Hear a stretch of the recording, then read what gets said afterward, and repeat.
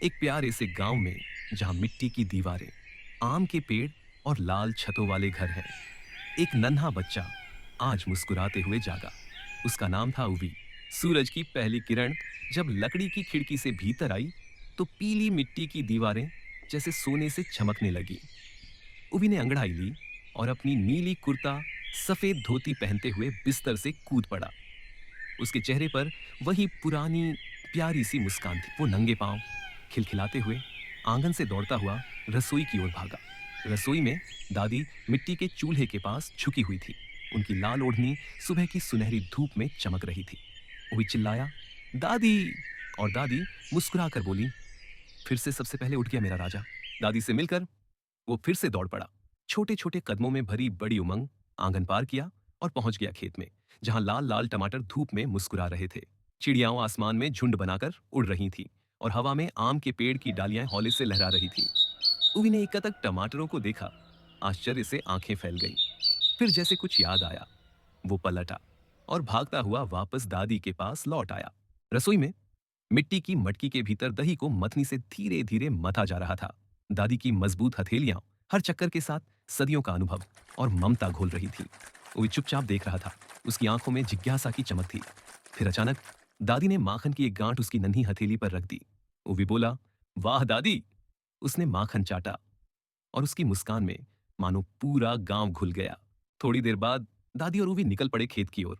धूप अब हल्की गर्म हो चली थी और मिट्टी से सोंधी खुशबू उठ रही थी। दादी अपने हाथ में सिकल थामे झुकी झुकी हरी घास काट रही थी। उवी अपनी छोटी सी गोदी में एक छोटा सा गट्ठर उठाए चल रहा था, थोड़ा डगमगाता हुआ, लेकिन मुस्कान गहरी थी। उवी उत्साह से भरपूर बोला, मैं भी मदद कर रहा हूं। आसमान में चिड़ियां पंख फैलाए तैर रही थीं और दूर एक बिजुका हल्के हल्के हवा में हिल रहा था, जैसे खेत भी उनके संग मुस्कुरा रहा हो। पशुशाला की छांव में गाय, बकरी और एक नटखट बछड़ा जैसे सब बेसब्री से उनका इंतजार कर रहे थे।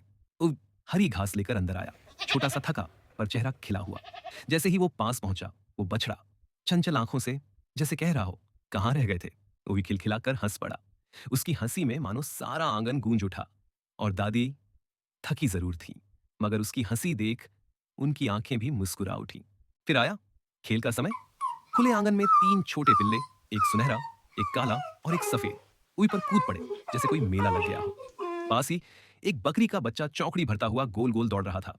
उवे जमीन पर बैठा हंसता लौटपोट होता जा रहा था। उसकी हंसी में पूरे गांव की मासूमियत थी। थोड़ी दूर खड़ी दादी चुपचाप मुस्कुराती रही। सारा दृश्य, पिल्लों की उछल कूद, उवी की हंसी और बकरी के बच्चे की मस्ती, जैसे उनके दिल में चुपचाप तस्वीर बनकर बस गया हो। फिर वे आम के पेड़ के नीचे जा बैठे। दादी ने चटाई बिछाई और उवी पास आकर सिर उनकी गोद में रखकर लेट गया। धीरे धीरे दादी ने कहानी सुनानी शुरू की। फिर दादी ने एक लोकगीत छेड़ा, आई रे सावन की रानी। गीत में थी बारिश, मोर और गेहूं की बालियों की सौंधी खुशबू। उवे धीरे धीरे आंखें मूंदने लगा, लेकिन सपनों में वो मोर नाच रहे थे, खेत लहराए जा रहे थे और बारिश जैसे लोरी गा रही थी। बगीचे में लाल टमाटरों की कतारें जैसे धरती ने मुस्कुराते हुए सजा दिए हों अपने लाल मोती। उवी खेत में इधर उधर दौड़ रहा था, कभी एक टमाटर पकड़ता, कभी दो हाथों से समेटकर टोकरी में डालता। उसकी हंसी खेत की हवा में घुल गई थी। दादी एक और टमाटर तोड़ते हुए धीरे धीरे कुछ गुनगुना रही थी, शायद कोई पुराना लोकगीत जिसे माटी भी पहचानती थी।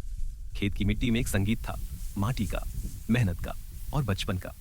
हर टमाटर, हर कत्ता, हर कदम कह रहा था, यही है जीवन, यही है प्रेम। शाम ढल चुकी थी और खेत जैसे फिर से जाग उठा था। उवी तितलियों के पीछे दौड़ रहा था, हंसता कूदता जैसे हवा से बातें कर रहा हो। पास ही भूसे के ढेरों के पास एक कुत्ता पूंछ हिलाता हुआ उन सबका जैसे साथी बन गया था। शाम की ये नर्म रोशनी जैसे खेत को नहीं, बचपन को सुनहरा बना रही थी। अब उवी के हाथ में थी एक छोटी सी टोकरी भरी हुई ताजी सब्जियों से, जैसे दिन भर की मेहनत का रंगीन इनाम। वो धीरे धीरे संभल संभल कर चल रहा था। हर कदम में एक नया आत्मविश्वास था और उसके पीछे दादी धीरे धीरे चलती, पर नजरें उवी पर टिकी थी, गर्व से भरी, जैसे कह रही हो, आज मेरा नन्हा राजा छोटा किसान बन गया है। चूल्हे पर धीमी आंच पर दादी खाना बना रही थी। मिट्टी के बर्तन, सौंधी खुशबू और चूल्हे की टिमटिमाती लपटें। उवी चुपचाप आकर दादी के पास बैठ गया। उसकी आंखों में भूख कम, ममता की तलाश ज्यादा थी।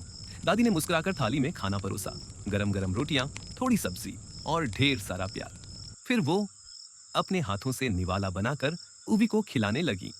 हर निवाले में था सिर्फ स्वाद नहीं, एक पूरी परंपरा, एक रिश्ता और वो ममता जो सिर्फ दादी कहकर ही समझी जा सकती है। रात का अंधेरा अब पूरे गांव पर फैल चुका था। कमरे के कोने में तेल का एक दिया धीरे धीरे टिमटिमा रहा था, जैसे नींद की घंटी हो। दादी ने ऊवी को चारपाई पर धीरे से लिटाया, उसकी ओढ़नी ठीक की, जैसे हर चिंता को छूकर दूर कर रही हो। खिड़की से झांकते तारे चुपचाप देख रहे थे, जैसे उन्हें भी यही कहानी सुननी हो। फिर दादी ने झुककर उसके कान में धीरे से कहा, सपनों में आना मेरे राजा बेटा। और वे हल्की मुस्कान के साथ गहरी नींद में चला गया। उस रात एक दिया जलता रहा, एक सपना पनपता रहा और माटी की गोद में बचपन सोता रहा। Please like, share, and subscribe.